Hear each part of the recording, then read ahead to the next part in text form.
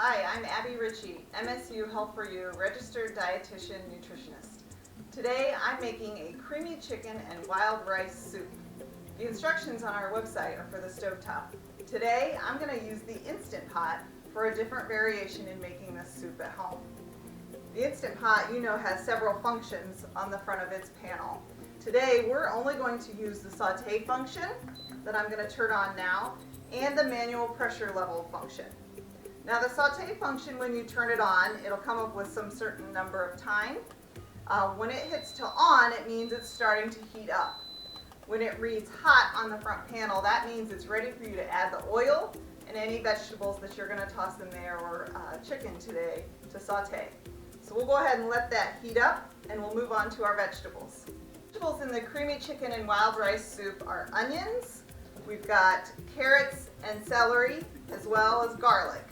We're going to chop this up. This is going to be part of the mirepoix, which is that part of the soup that adds some aromatic flavors and gives the soup a nice, yummy flavor for us to enjoy. I'm going to go ahead and cut up the onion and dice up the celery and the carrots as well. Quick tip about cutting up an onion. The recipe calls for a whole onion. I'm only going to use half. But when you chop an onion, I'm going to take off the sticker.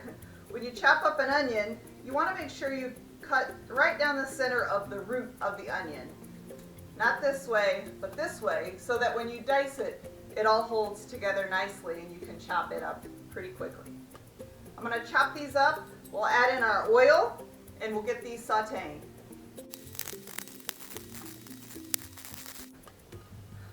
Okay, we have all the vegetables nice and diced up. I'm going to put in the oil into the saute pan and we'll get these starting to cook.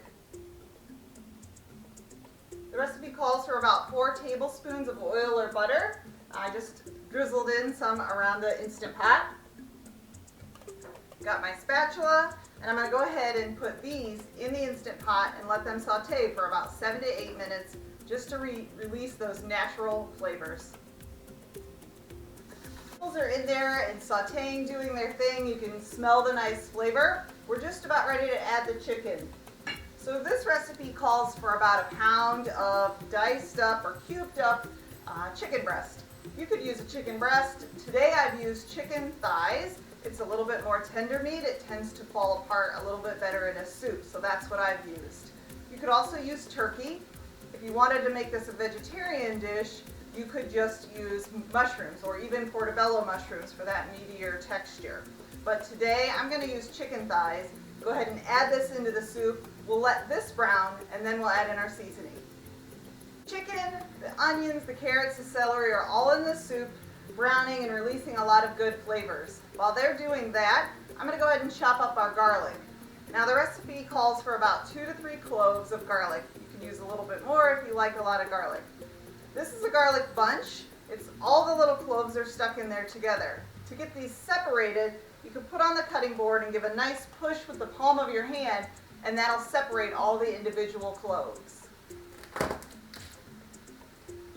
1, 2, we're going to use 3 different garlic cloves. We'll just set the others aside.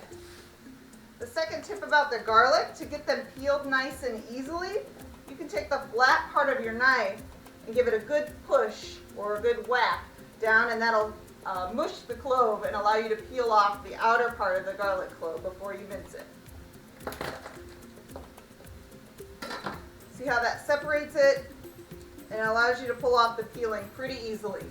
So I'm going to do that to these 3 cloves. I'll add that into the Instant Pot next. Okay, we've got the garlic nice and minced up. I'm going to go ahead and put that in our Instant Pot. Just enough seconds, 30 seconds to a minute long, to allow it to release its flavors as well. So we'll add in the garlic and then our seasonings.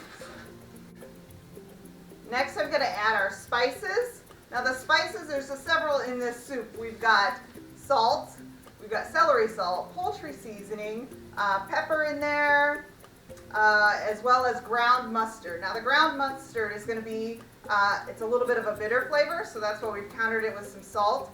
It also helps when we add the heavy cream. This will help separate that a little bit so it's not such a thick consistency. So those are our seasonings. I'm going to dump that in and give it a nice spin as well.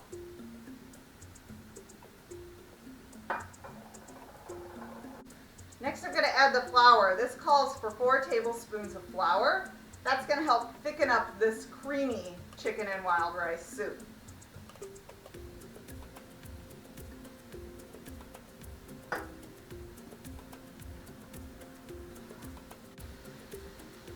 Okay, now we've got everything in there up to the flour. The flour is coated around the chicken and the vegetables to allow this soup to thicken.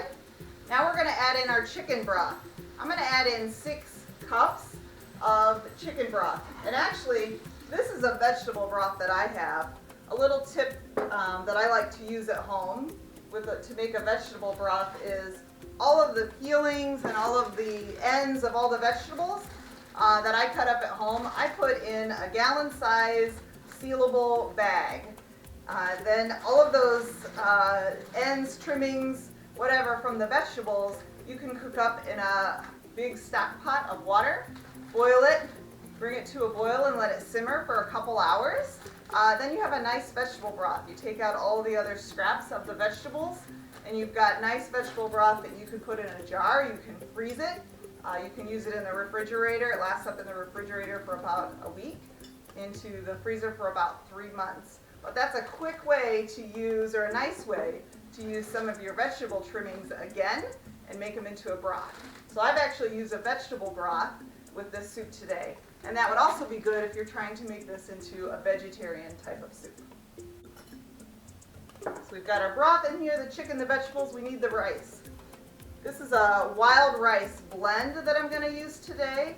This is a cup of wild rice. If it were a complete wild rice, it would be much darker. This is a blend that we're going to use today. So I'm going to add this and we'll stir it.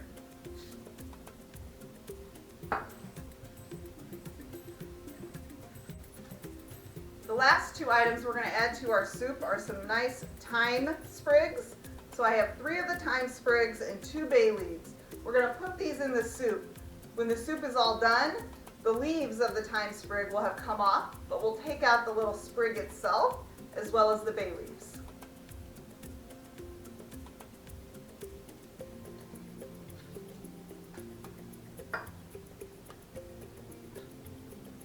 Ready to set the pressure level on this Instant Pot.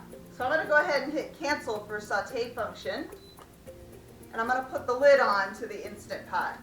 Now to tell whether or not this is sealed position, you put your lid on, and when you put the lid on and you lock, this little tab in the back will pop up. That means that the pressure valve is sealed so it can get up to its temperature and correct pressure inside the Instant Pot. So once we put this on and lock it, that will pop up. I'm going to set the pressure level to high for 25 minutes and it'll be good to go. While all the other ingredients are in the pressure cooker, we're going to go ahead and cut up the kale that we're going to add to the soup at the end. Now you don't want to add kale or spinach to the soup and put it in the pressure cooker and let it cook during that time. You want to add it at the end so that it doesn't wilt and get too soft and get mushy for that soup. It's nice for it to have that nice green, bright color at the end of the soup. Okay, so I've got kale today. I like this better than spinach. I feel like spinach gets a little slimy when you put it in a soup. Kale's a little more hearty. So I'm going to chop this up. We'll wash it, and then when the pressure cooker is finished, we can add that in with the cream and the Worcestershire sauce as well. So to cut up the kale, I'm going to take off the leaves from the spine or the stalk. I use a knife, but you can just peel it off. I like to take it like that. Then again, I'm going to take this stalk and put it in that gallon-sized bag so that I can use it for a vegetable broth later on. So I'm going to chop up the rest of this kale, get it washed, it'll be all ready for the soup. Okay, the timer on the Instant Pot just went off, and now it's naturally releasing that steam or the pressure that's inside of the Instant Pot. You can let that release naturally on its own if you're around doing stuff at home. We're going to go ahead and do a quick release by turning the lever and then pressing it down. Now be careful with this, you might want to use a cloth because that steam coming out is nice and hot. Steam is all let out of the Instant Pot. I know that because that metal tab went back down and there's also very little steam coming out now. That took about 2 minutes for that to release all the pressure from the Instant Pot. So now I can take off the lid. Just take a turn, you'll hear the beep. And our soup is really nice and steamy and hot. So I'm going to give that a quick stir before I add in the rest of our ingredients. It looks really nice, the chicken's nice and cooked, the vegetables look nice and tender and soft. While that was cooking, I went ahead and cut up the rest of the kale, washed it, and it's ready to go in the soup. Now remember, I took all of my stems and stuck them in that gallon-sized bag. So I can stick this in the freezer until I'm ready to go ahead and make my vegetable broth. But I'll just set this aside. We're going to put the rest of the kale into the soup so it can go ahead and wilt.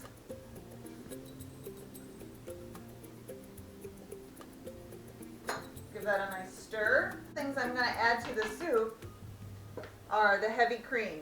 Now you could add heavy cream, you could add half and half, whole milk, 1%, 2%, whatever you want to add is fine. The heavy cream or the half and half is going to provide a richer, creamier soup though. I like that taste, so I'm going to add that in.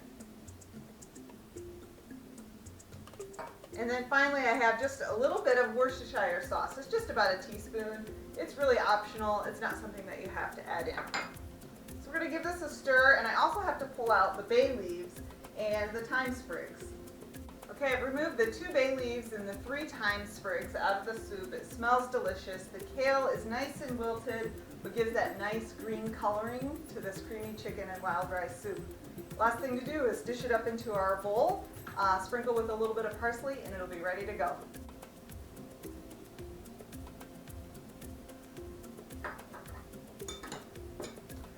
Okay, there you have it. This is a creamy chicken and wild rice soup made in the Instant Pot. Got great, nice, delicious chicken cooked with those aromatic vegetables and a heavy cream, nice vegetable or chicken broth, and then finished off with a little bit of parsley. Hope you enjoy this recipe.